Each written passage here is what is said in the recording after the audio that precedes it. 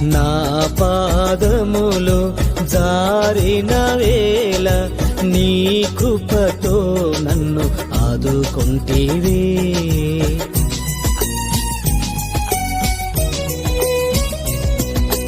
నా పాదములు జారిన వేళ నీ కృపతో నన్ను ఆదుకొంటివే. నీ ఎడమ చేయి నా తల క్రింద ఉంచి ఆ ఆ